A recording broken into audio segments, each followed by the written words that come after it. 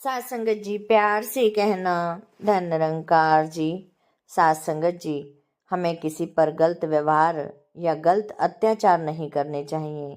सात संगत जी, सतगुरु माता जी जगह जगह प्यारी सात संगत जी जाकर भी और हर समाज विचारों में प्यारी सात संगत जी यही फरमाती हैं कि हमें सुकून से रहना चाहिए, हमें प्यार करना आ जाए, हम एक दूसरे की रिस्पेक्ट कर पाएं।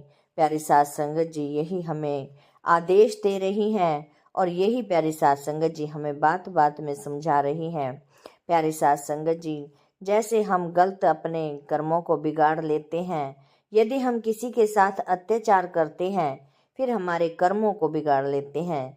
आओ प्यारी सात संगत जी, हमें अपने कर्मों को देखते हुए ही हमें अपना जीवन व्यतीत करना चाहिए, क्योंकि प्यारी सात संगत जी ये तो हमारे पता नहीं कब के कर्म हैं जो हम प्यारी सात संगत जी इस यूनि में आए हैं। लेकिन हम आने वाला अपना जन्म ना बिगाड़ें, आने वाला अपना समय ना बिगाड़ें। प्यारी सात संगत जी, दासी को इसी बात पर एक विचार याद आई कि संत महात्मा जी ने सत्संग में खड़े होकर ये विचार कही। सात संगत जी, हम विचार सुन लेते हैं लेकिन सात संगत जी अमल नहीं कर पाते।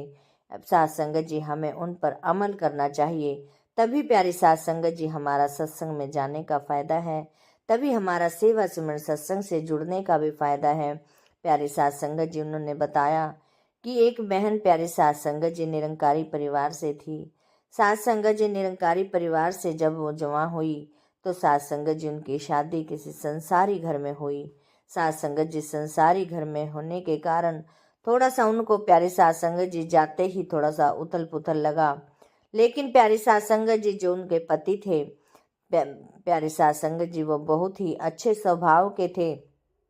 उनका प्यारी सात संगत जी आपसी में बहुत ज़्यादा अच्छा प्रेम था, लेकिन जो सास थी प्यारी सात संगत जी थोड़ा वो ताने कसोटने वाली इस तरह की सात संगत जी लेडी थी। प्यारी सात संगत जी कुछ ही समय बीता, 6 महीने अभी हुए थे तो प्यारी सात संगत जी, वो बहन के प्यारी सात संगत जी पति एक्सपायर हो गए। उनका प्यारी सात संगत जी एक एक्सीडेंट में उनका मौत हो गई। प्यारी सात संगत जी, सात संगत जी बहन को बड़ा ही धक्का लगा, क्योंकि प्यारी सात संगत जी उनके पेट में पल रहा एक बच्चा भी था। प्यारी सात संगत जी जैसे ही उन्होंने अपने पति का हादसा सुना तो वो बर्दाश्त नहीं कर पाई। प्यारी सात संगत जी, क्योंकि अभी 6-8 महीने ही हुए थे, बर्दाश्त नहीं कर पाई। प्यारी सात संगत जी, सतमा इतना भयानक हो गया। सात संगत जी कुछ ही दिनों के बाद ही सात संगत जी जो बच्चा था वो भी नहीं रहा। सात संगत जी, अब तो प्यारी सात संगत जी सास को मौका मिल गया कि उसको उल्हाने। हर समय प्यारे सात संगत जी ताने कसोटती रही कि तूने तो मेरे बच्चे को भी, बेटे को भी खा लिया और आने वाले वंश की उम्मीद थी वो भी गई। सात संगत जी दिन रात उठते बैठते यही तानों में सात संगत जी, लेकिन करती भी तो क्या करती, बहुत ही सुंदर सुशील लड़की थी। सात संगत जी, एक दिन की बात है कि उनके घर कई साल बीत गए। प्यारी सात संगत जी उनको ताने सहते सहते कुछ समय के बाद प्यारी सात संगत जी एक काम वाली बाई उनके गेट पर आई। काम वाली बाई को देखते ही सात संगत जी उन बहन के थोड़े मुस्कुराहट आ गई, क्योंकि सात संगत जी जब उसकी शादी हुई थी वही काम वाली ही उनके घर काम करती थी, और वही थोड़ा सा जब सास के ताने मिलते थे तो उनका हमदर्दी में साथ दे देती थी। तो सात संगत जी जब कोई अपने सिर पर कोई हाथ फेर देता है दुख के समय में, तो सात संगत जी वो अपना सा लगने लग जाता है। ऐसे ही प्यारी सात संगत जी वो काम वाली बाई थी, तो सात संगत जी उसको देखकर खुश हो गई। तो इतने में ही सासू माँ अंदर से आती है और तेज तेज बोलने लग गई कि हमने तो तुझे यहाँ से निकाल दिया, फिर तू यहाँ क्या करने आई है। सात संगत जी तेज आवाज सुनकर वो बेचारी सहम गई और कहने लगी, मालकिन मैंने तो आपके घर इतने साल काम किया है, लेकिन आपने तो बहू के आने पर मुझे हटा दिया था। सात संगत जी, और मैं तो अब आपसे थोड़ी सी मुझे ज़रूरत थी, मैं तो ज़रूरत के लिए ही आपके पास आई थी।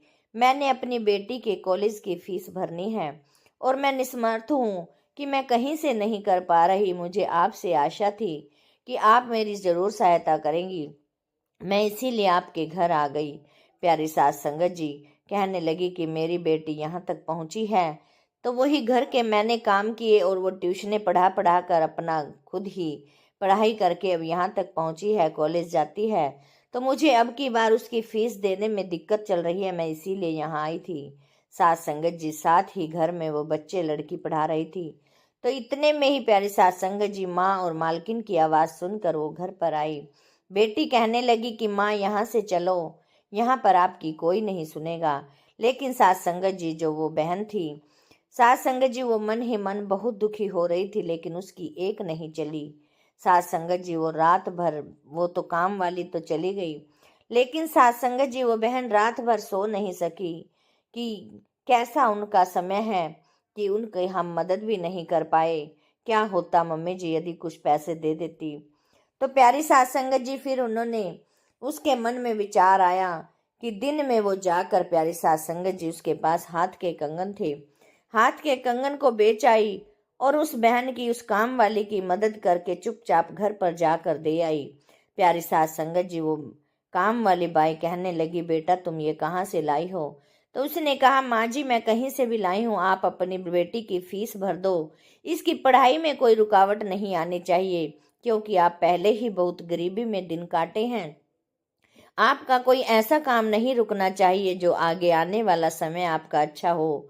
साथ संगत जी बेटी कहने लगी कि मैंने तो आपको देख लिया कि आप किसी सुनार की दुकान पर खड़े थे, हो सकता है आप कुछ चीज बेचकर हमें पैसे की मदद कर रहे हो।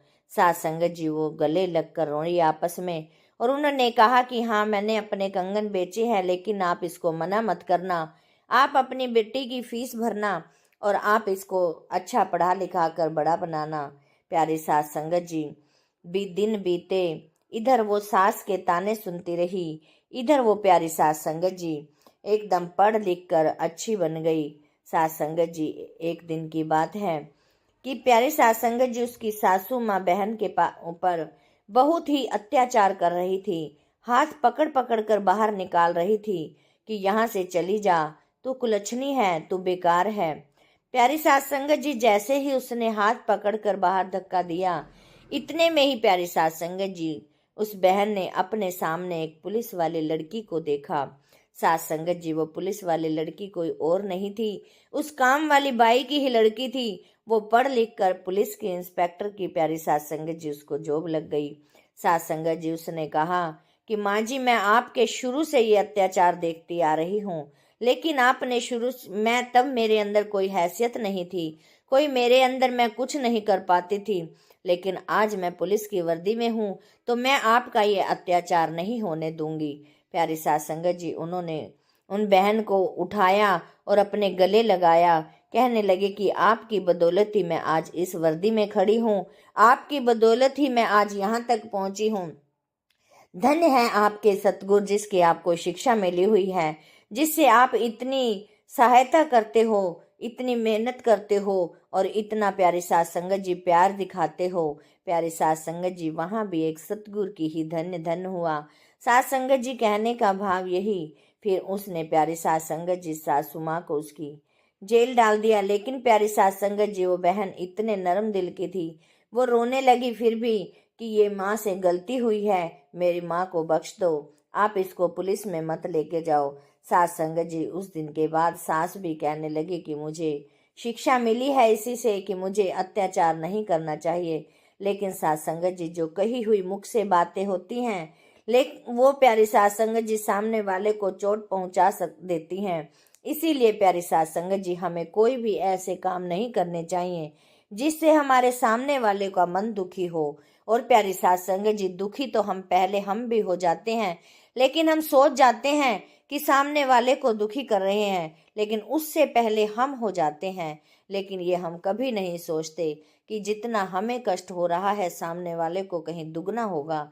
सास संगत जी हमें किसी की भी प्यारी सास संगत जी, बेटी की प्यारी सास संगत जी रक्षा करनी चाहिए और बेटी को लाड लड़ाने चाहिए। सास संगत जी बहुएं भी बेटियां होती हैं। आओ प्यारी सास संगत जी, ये भी एक सतगुरु मिशन की ही प्यारी सास संगत जी, इससे मिशन की ही हमारे अच्छी आगे बढ़ाई होगी, अच्छी प्यारी सास संगत जी शिक्षा मिलेगी। सास संगत जी हमें अपने घर से ही शुरुआत करनी है, यदि हम अपने घर में प्यार रखेंगे तभी प्यारी साथ संगत जी हम बाहर भी कर सकेंगे, वरना तो प्यारी साथ संगत जी फिर वही दुनियावी चीजों में लगकर हम अपना जीवन व्यर्थ ही गंवा रहे हैं।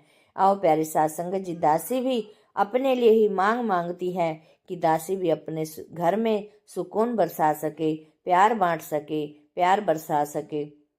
और प्यारे साथ संगत जी, दासी इन्हीं वचनों से आप जी से इजाजत चाहेगी। दासी से प्यारे साथ संगत जी बोलते समय बहुत सी गलतियां हो गई होंगी, अनजानी बच्ची समझकर क्षमा कर देना। और साथ संगत जी, दासी के चैनल को भी सब्सक्राइब कर देना। साथ संगत जी प्यार से कहना। धन्य निरंकार जी।